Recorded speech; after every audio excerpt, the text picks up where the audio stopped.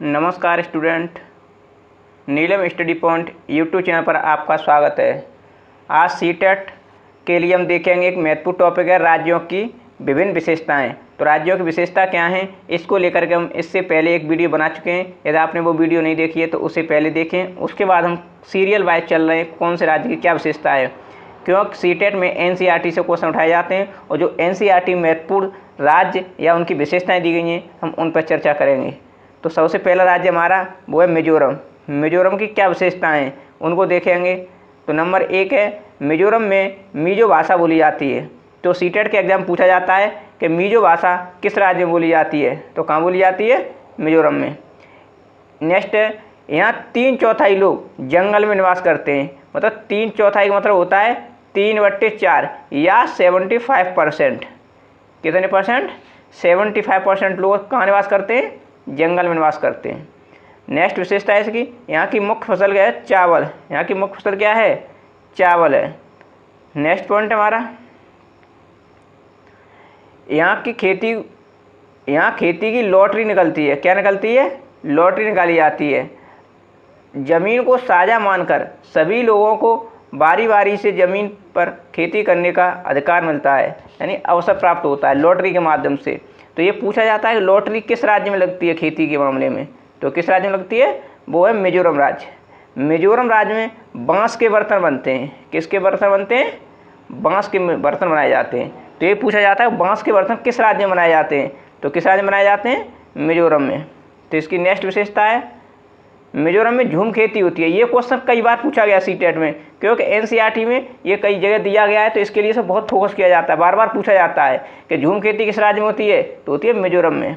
Next है चेराओ नाच। ये पूछा जाता है चेराओ नाच किस राज्य में होता है, तो किस राज्य में होता है? मिजोरम में किया जाता है। जब यहाँ फसल का काम समाप्त हो जाता है तो यहाँ के लोग एकत्रित होकर नाचते हैं। जब सभी लोग एक साथ नाचते हैं तो उस नाच को क्या कहा जाता है? चेराओ नाच। नेक्स्ट हमारा राज्य है वो है केरल। तो केरल की विशेषताएं देखेंगे। तो केरल की क्या विशेषताएं? नंबर 1 है टेपियोका। पहली विशेषता क्या है इसकी? टेपियोका। यह केरल में ज़मीन के नीचे पाया जाता है। यह एक प्रकार का फल है। टेपियोका क्या है? फल है, जिसे केरल के लोग उबाल कर खाते हैं। तो ये पूछा जाता है टेपियोका क्या है, तो क्या है? फल। और दूसरा क्वेश्चन पूछा जा सकता है कि टेपियोका किस राज्य में पाया जाता है, तो कहाँ पाया जाता है? केरल में। तो केरल की नेक्स्ट विशेषता है बल्लम। बल्लम यह लकड़ी की बनी छोटी नाव होती है। बल्लम क्या होती है? छोटी नाव होती है, जो केरल में देखने को मिलती है। ये नाव हमें कहाँ दिखाई देती है? केरल राज्य में। नेक्स्ट है केरल में मलयालम भाषा बोली जाती है। केरल में कौन सी भाषा बोली जाती है? मलयालम। पूछा जाता है कि केरल में कौन सी भाषा बोली जाती है, या ऐसे पूछा जा सकता है कि मलयालम किस राज्य की भाषा है, तो किसकी है? केरल की। जैसे कहा जाए उत्तर प्रदेश की कौन सी भाषा है या कौन सी भाषा सर्वाधिक बोली जाती है, तो वो क्या है? हिंदी। तो इसी प्रकार वहाँ पर क्या बोली जाती है? केरल में बोली जाती है मलयालम। नेक्स्ट विशेषता है इसकी फेरी नाव। इसका प्रयोग केरल में एक जगह से दूसरी जगह जाने के लिए प्रयोग किया जाता है। यानी केरल में जब एक जगह से दूसरी जगह जाना होता है तो उसका किसका प्रयोग करते हैं? फेरी नाव का प्रयोग करते हैं। नेक्स्ट है केरल को मसालों का बगीचा का भी कहा जाता है। पूछा जाता है कि मसालों का बगीचा किस राज्य को कहा जाता है भारत में, तो वो है केरल में।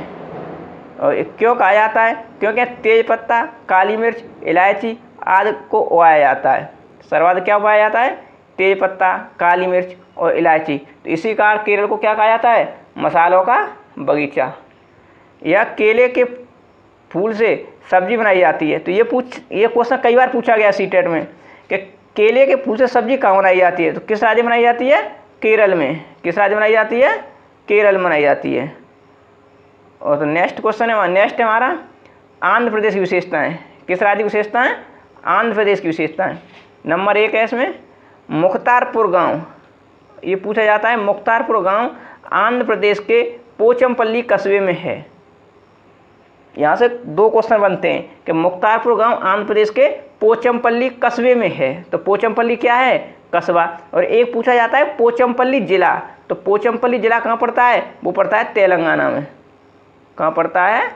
तेलंगाना में। लेकिन पोचमपल्ली कस्बे की बात करता है तो वो कहाँ पड़ता है? आंध्र प्रदेश में। नेक्स्ट हमारे यहाँ की विशेषता, आंध्र प्रदेश और तमिलनाडु के लोगों का सबसे प्रिय भोजन क्या है? सबसे प्रिय भोजन है इडली, डोसा, बड़ा, सांभर और नारियल की चटनी। तो ये पूछा जाता है कि आंध्र प्रदेश और तमिलनाडु के लोगों का प्रिय भोजन क्या है, तो ये सब प्रिय भोजन है वहाँ के। नेक्स्ट है पोचमपल्ली जिला तेलंगाना में है। अभी हमने कहा था पोचमपल्ली ये कस्बे की बात करता है तो आंध्र प्रदेश में पड़ता है, और पोचमपल्ली जिला की बात करता है तो कहाँ पड़ता है? तेलंगाना में, क्योंकि कई बार पूछा गया है क्वेश्चन सीटेट में। इस जिले के अधिकतर लोग बुनकर हैं, बुनने वाले, अतः इस बुनाई को पोचमपल्ली व कलमकारी के नाम से जाना जाता है। किसके नाम से जाना जाता है? कलमकारी या पोचमपल्ली के नाम से जाना जाता है। यह चमकदार साड़ियों के लिए प्रसिद्ध है। जो पोचमपल्ली जिला है तेलंगाना का, वो किसके लिए प्रसिद्ध है? चमकदार साड़ियों के लिए प्रसिद्ध है। तो नेक्स्ट आता है हमारा महाराष्ट्र का एक शहर है, वो है मुंबई। मुंबई भारत का सबसे बड़ा शहर है। ये पूछा जाए कि भारत का सबसे बड़ा शहर कौन सा है, तो कौन सा है? मुंबई। नेक्स्ट पॉइंट है Victoria terminal railway station Mumbai में है, जिसका नाम बदलकर छत्रपति शिवाजी महाराज टर्मिनल कर दिया गया है। मतलब इसका नाम क्या कर दिया गया है? छत्रपति शिवाजी महाराज टर्मिनल कर दिया गया है। तो ये भी क्वेश्चन पूछा जाता है। नेक्स्ट क्वेश्चन है नागपांडा और अफसाना मंसूरी बास्केटबॉल टीम मुंबई में है। मतलब नागपांडा और अफसाना मंसूरी बास्केटबॉल टीम कहाँ पर है? मुंबई में। तो ये एनसीईआरटी में दिए गए, जिससे इनकी प्रबल संभावना है आने की सीटेट में। नेक्स्ट पॉइंट है बाजार गांव महाराष्ट्र में है। तो ये भी क्वेश्चन पूछा गया है कि बाजार गांव कहाँ पड़ता है, तो कहाँ पड़ता है? महाराष्ट्र में पड़ता है, ये ध्यान रखेंगे। नेक्स्ट है सहजन के फूलों के पकौड़े महाराष्ट्र में बनाए जाते हैं और खाए जाते हैं। तो ये पूछता है कि सहजन के फूल के पकौड़े कहाँ बनाकर खाए जाते हैं, तो कहाँ बनाकर खाए जाते हैं? महाराष्ट्र में खाए जाते हैं। नेक्स्ट है बरली एक पारंपरिक कला है जिसका प्रचलन महाराष्ट्र में है। तो ये पूछता है कि बरली कहाँ की कला है, तो कहाँ की है? वो महाराष्ट्र की है। ये भी इसे भी याद रखेंगे। नेक्स्ट है राजस्थान राज्य। हमारे राजस्थान राज्य की विशेषताएं क्या हैं जो एनसीईआरटी में दी गई हैं, उनको देखेंगे। तो राजस्थान राज्य की विशेषताएं, राजस्थान में मिट्टी के घर बनाए जाते हैं। किसके बनाए जाते हैं? मिट्टी के घर बनाए जाते हैं। घरों की दीवारें बहुत मोटी होती हैं। घर की दीवार कैसी होती हैं? बहुत मोटी होती हैं, और इन्हें लीप पोत कर इन पर लिपाई की जाती है और उन पर पुताई की जाती है, कर इन्हें सुंदर बनाया जाता है। कैसे बनाया जाता है? इनको सुंदर बनाया जाता है। और उनकी छतें कटीली झाड़ियों से बनाई जाती हैं। किससे बनाई जाती हैं? इसे पूछा जाता है कि राजस्थान में जो घर होते हैं, मकान होते हैं, उनकी छत किससे बनाई जाती है? वो बनाई जाती है कटीली झाड़ियों से बनाई जाती है। नेक्स्ट विशेषता है यहाँ के लोग अपने आंगन की जमीन में गड्ढा खोदकर टैंक का निर्माण करते हैं। तो ये पूछता है कि किस राज्य के लोग आंगन में गड्ढा खोदकर टैंक का निर्माण करते हैं, तो कहाँ के करते हैं? राजस्थान के करते हैं। और अपनी छतों का ढाल बनाते हैं जिससे कि बारिश का पूरा पानी टैंकों में जमा हो जाए, यानी पानी उसी टैंक में जाए। बाद में इसे छानकर उपयोग में लाते हैं। मतलब राजस्थानी लोग क्या करते हैं? अपने घर के आंगन में टैंक का निर्माण करते हैं, जिससे बारिश का पानी उसमें भर जाएगा, उसको बाद में छानकर उपयोग में लाते हैं। नेक्स्ट विशेषता है यहाँ बारिश बहुत कम होती है। राजस्थान में क्या होता है? बारिश बहुत कम होती है। नेक्स्ट पॉइंट है टेकला गांव।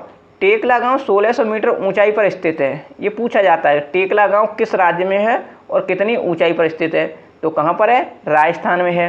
कितने मीटर ऊंचाई पर बसा है? ये 1600 मीटर की ऊंचाई पर बसा है, जो राजस्थान के झालरपतन या झलवार में है। जगह का नाम क्या है? झालरपतन या झलवार में है। ये पूछा गया कई बार। नेक्स्ट है राजस्थान के जोधपुर में खेड़ी गांव के लोग पेड़ों को काटने से बचाने के लिए 300 साल पहले पेड़ों से चिपक कर खड़े हो गए थे। कितने साल पहले खड़े हो गए थे? 300 साल पहले। तो ये खेड़ी गांव पूछा गया कई बार। खेड़ी गांव कहाँ पड़ता है? राजस्थान के जयपुर में, वो जोधपुर में, सॉरी जोधपुर में पहले पेड़ों से चिपक कर खड़े हो गए थे। आए 300 साल के बाद भी यहाँ के लोग बिश्नोई कहलाते हैं। क्या कहलाते हैं? ये बिश्नोई समाज कहलाता है। पेड़ों और जानवरों के प्रति संवेदनशील है और इनकी रक्षा करते हैं। तो ये जो समाज है वो किसकी रक्षा करता है? एक पेड़ों की और जानवरों की। नेक्स्ट है यहाँ शिकार करना और पेड़ों को काटना वर्जित है, यानी मना है। यहाँ पे आप पेड़ नहीं काट सकते, शिकार नहीं खेल सकते। नेक्स्ट है खेड़ी गांव में खेड़ी के पेड़ पाए जाते हैं, यानी खेड़ी का जो गांव है जोधपुर में, वहाँ किसके पेड़ पाए जाते हैं? खेड़ी के पेड़ पाए जाते हैं। यह पेड़ रेगिस्तानी इलाकों में खूब पाए जाते हैं। इससे ज़्यादा पानी की ज़रूरत नहीं होती है। भाई रेगिस्तान में होता है तो इससे पानी की आवश्यकता कम होगी। नेक्स्ट पॉइंट है, खेड़ी वृक्ष के लाभ क्या हैं? खेड़ी वृक्ष के लाभ, ये बहुत इंपॉर्टेंट है, कई बार पूछा गया है एग्जाम में, सीटेट के एग्जाम में पूछा जाता है, क्योंकि एनसीईआरटी में इस पर बहुत जोर दिया गया है। इसकी छाल दवा बनाने काम आती है। इसकी छाल होती है, उसका जिसे पीड़ बोलते हैं, तना बोलते हैं, उस पर छाल होती है, छिलका, वह किस प्रयोग में किसके प्रयोग में आता है? उसका आता है दवा के प्रयोग में काम आती है। इसकी लकड़ी कभी भी, इसकी जो लकड़ी होती है उसमें कभी कीड़ा नहीं लगता है। क्या नहीं लगता है? कीड़ा। नेक्स्ट है, इसकी फलियों से सब्जी बनती है। इसकी जो फलियाँ होती हैं वृक्ष की, उनसे क्या बनती है? सब्जी। तथा पत्तियों को वहाँ के रहने वाले जानवर खाते हैं। तो पत्तियाँ भी क्या होती हैं? वही जानवर खाने काम आती हैं। तो इसका मतलब ये पूरा जो पेड़ है ये इंसान के लिए बहुत ही उपयोगी है, क्योंकि इसकी छाल भी काम आती है दवा के लिए, इसकी लकड़ी में कभी कीड़ा नहीं लगता है, इसकी फलियों से सब्जी बनाई जाती है और पत्तियाँ वहाँ रहने वाले जानवर खाते हैं। तो हम देखेंगे खेड़ी का पेड़ है कैसा। तो ये नीचे दिखाया गया है चित्र में, खेड़ी का पेड़ कुछ इस प्रकार का होता है। और इसमें देखो यहाँ पे लोग भी दिखाए गए हैं, ये लोग खड़े हुए हैं और जानवर भी दिखाए गए हैं, क्योंकि इससे पत्ते खिला रहे हैं। देखो ये कुल्हाड़ी पकड़े हुए हैं भाई साहब, ये इसके तोड़ के खिलाएंगे तो ये पत्ते भी काम आएंगे, इसकी छाँव भी मिल रही है और इसकी लकड़ियाँ भी हमें प्रयोग में ला सकते हैं। तो ये खेड़ी का वृक्ष है, इसको देखने का देखते रहिए। तो यहाँ आज हम इतना ही रोकते हैं, और यदि आपको हमारा ये वीडियो अच्छा लगा हो तो चैनल को सब्सक्राइब करें, वीडियो को लाइक करें और शेयर करें। धन्यवाद।